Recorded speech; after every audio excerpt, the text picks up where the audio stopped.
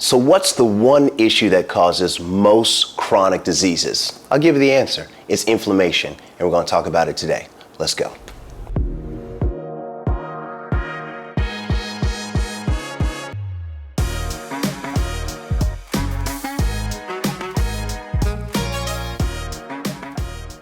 Hi, my name is Jeffrey Butts, and I'm a doctor of dental surgery, and this channel is all about health and wellness for you to be healthy and wealthy.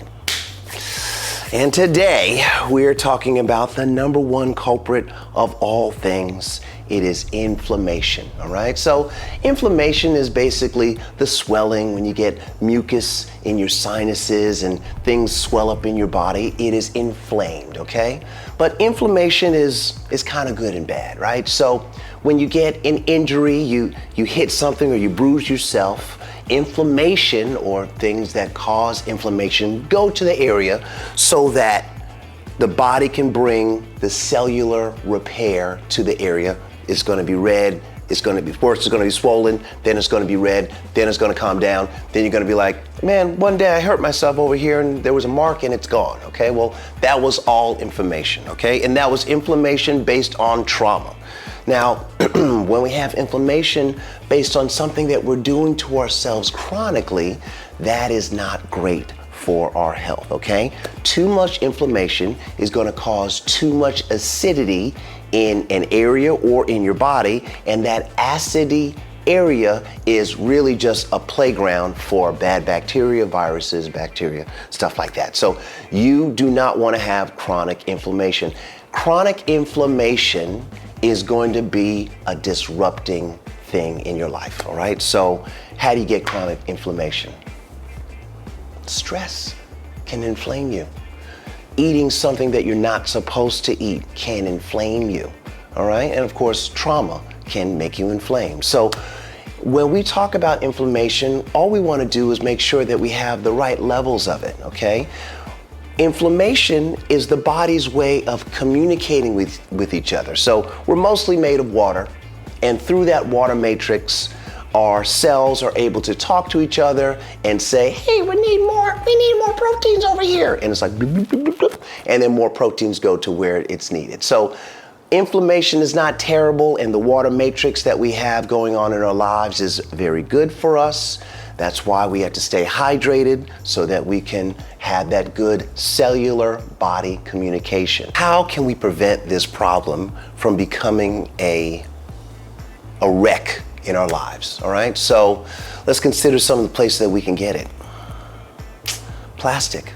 So your water bottle has to travel from where they sourced it, where they packaged it, to your grocery store or to your refrigerator, right? Summertime, it gets hot.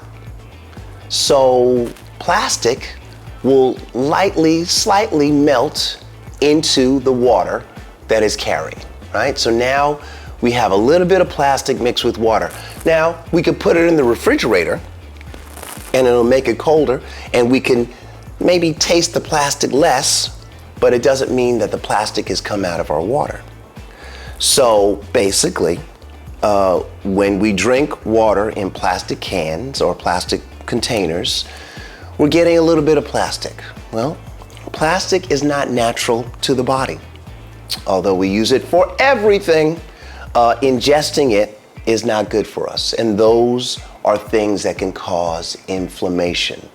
The liver needs to now detox or get out the plastic or separate it from the water that we need in order to create the cellular matrix that has all the communication so that one reaction can make another reaction happen, like just moving your hand up. Things have to move. And when we get ourselves inflamed, things don't move as well, all right? So how about this? Air pollution. At this time, Canada had huge fires in Canada. And that smoke from the millions of acres that burned has traveled all the way down. I'm in Atlanta right now. It traveled from Canada south down to Atlanta. So now we're talking about air quality being poor, all right? When your air quality is poor, it messes with our lungs, And when it messes with our lungs, what the lungs do to prevent the damage, more damage, is become more inflamed. So that's where you get mucus from. Mucus is trying to trap the tiny particles so that we can cough them out and get them out of our bodies. So inflammation helps us protect ourselves, but we want to keep it in healthy, normal ranges. So what can we do to prevent inflammation? Well, a couple things. First of all, live a good life. So I always say, eat right, get good proper sleep, exercise, have detoxification moments, and mindfulness behavior. That series of 5 things that I say all the time is one of the ways that you can help reduce inflammation, which is going to be very hard to reduce in this crazy day and age, because stressors and inflammatory factors are all around us. So all we can do is the best that we can do for ourselves in order to fight them. How do you know that what you're eating is good for you? Well, I say figure out what your blood type is and follow that diet. I mean, yesterday I took a friend to see Shauna. Shauna is the blood type lady. She owns Your Vitamin Lady Herb Shop, and she will actually type your blood and give you who you are, and then she'll talk about it. So in one of her conversations, the reason why we can get so inflamed and get large body fat, visceral fat, is because we're eating something that our particular body chemistry doesn't like for whatever reason. And when I say whatever, it means your chemistry is not into it. Your friend might be able to eat the very same food that you eat, and it does nothing to them. Maybe because they're eating something that their chemistry can accept. So she put it pretty simply. She said, when we eat foods that are against our body chemistry, it makes our blood thicker. And that thicker blood now has to be pumped through the heart, and it makes the heart not work as efficiently. So now we have the heart not working as efficiently. We have inflammation in our intercellular matrix, or which is the water that is in between the cells, so that the cells can say a signal and they'll get the signal to the other cell because the water lets that signal pass. Now you're causing inflammation in that area, and you're thickening blood, and now you have a chronic inflammatory situation in your body. So I would say simply figure out what your blood type is.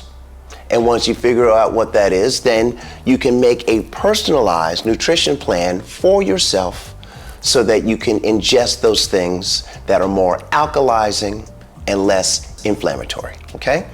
So, you know what's really easy? Really easy fix, if someone just wants to get it? Omega-3 fats. Omega-3 fats help bring down inflammation very well. It's a good oil and fat for our body. But I tell you, if you're going crazy with it, all you need to do is follow what you feel. So, if you're getting good food and you're eating your blood type, if you're getting the proper amount of sleep, which is so necessary for body recovery, and you're just exercising. Exercising is across the board the number one thing that you can do, okay, for yourself. Even if you ate terribly, although you can't eat terribly for long, exercise is really going to help that out. So take care of yourselves, guys. Be kind to your bodies. Figure out what your blood type is. Try it. See how you feel. Do it for at least a month before you say this works or doesn't work. Make sure you're doing yourself right by knowing who you are. Know thyself. Somebody said it's a Shakespearean phrase. Know thyself. It's not in the Bible. It just seems so holy. But know yourself by knowing what your blood type is. I mean, I know you know what your astrological sign is, right? So also know what your physical sign is. Know your blood type. And bring that inflammation down in the best ways that you can. Learn as much as you can about the world, about environmental factors, about yourself so that you can live, survive, and thrive best in this world. That's all I wanted to say about that, guys. Inflammation is a culprit that lives with us, but we don't want it to take over the house, all right? Thank you so much for listening. Please like and subscribe. Please send this to a friend, and let's talk about some other things later.